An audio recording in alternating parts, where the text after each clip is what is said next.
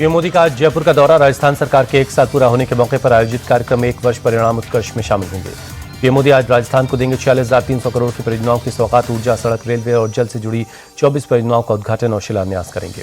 UP विधानसभा में विपक्ष पर बरसे सीएम योगी। कहा, संभल हिंसा में शामिल कोई भी दोषी बचेगा नहीं। सबूतों के बाद हो रही गिरफ्तारी। संभल में देसी और विदेशी मुसलमानों के बीच हुई लड़ाई, जल्द सामने आएगा सच। सीएम योगी आदित्यनाथ ने कहा, संभल में जानबूझकर माहौल खराब किया गया। भड़काऊ तकरीरों के बाद भड़की हिंसा। सीएम योगी ने संभल का इतिहास भी याद करवाया। कहा, 1978 में 184 लोगों की जान गई, तब ये लोग कुछ नहीं बोले। आज दंगा करवाने वाले घड़ियाले आंसू बहा रहे। सीएम योगी ने श्री राम को सांप्रदायिक बताने पर विपक्ष को घेरा। पूछा, जय श्री राम का नारा चिढ़ाने वाला कैसे हुआ? हमारा तो कोई काम राम के बिना नहीं होता।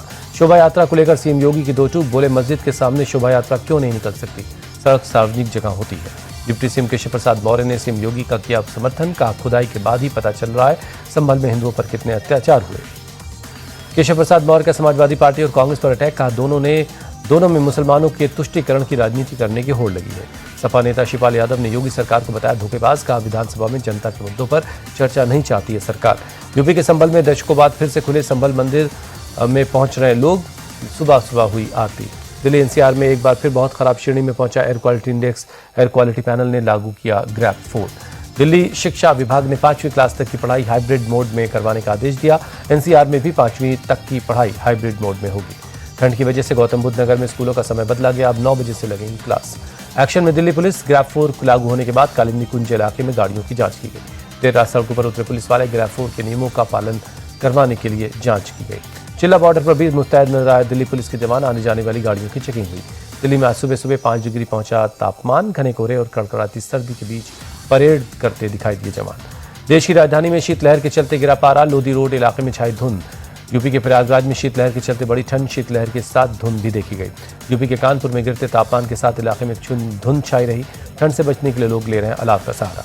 हापुड़ में तापमान गिरने पर शीतलहर जारी है। शहर के कई इलाकों में धुंध छाई रही। कर्नाटक के कलबुर्गी में भी जबरदस्त ठंड पड़ रही है। ठंड से बचने के लिए लोग आग का सहारा ले रहे हैं। मुंबई शहर के कई हिस्सों में धुंध छाई रही। बांद्रा रिकमेलेशन इलाके में विजिबिलिटी काफी कम रही। कड़ाके की सर्दी में भी पंजाब हरियाणा शंभू बॉर्डर पर डटे हैं किसान। अपनी मांगों को लेकर विरोध प्रदर्शन कर रहे हैं। दिल्ली के धौला कुआं के पास देर रात जबरदस्त कार हादसा हुआ। तेज रफ्तार कार फुटपाथ से टकराकर पलट गई। Traffic police DCP Shashank Jaiswal मौके पर पहुंचे। कार में सवार सेना के अधिकारी और उनकी पत्नी को कार से निकाला गया। दोनों सुरक्षित हैं।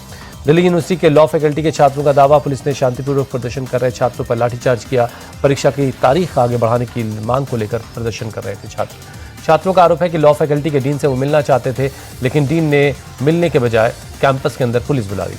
दिल्ली गैंगरेप केस के 12 साल पूरे होने पर जेएनयू के छात्रों ने बेखौफ आज़ादी मार्च निकाला। मुनरिका बस स्टॉप तक हुआ मार्च। जम्मू कश्मीर के डोडा में गंदो भलेसा इलाके में भड़की जंगल की आग। कई किलोमीटर के जंगल में धधक रही है आग। फायर ब्रिगेड और वन विभाग के कर्मचारी आग पर काबू पाने में लगे हैं। पहाड़ी रास्ता होने की वजह से फायर फाइटर्स को आग बुझाने में आ रही है दुश्वारी।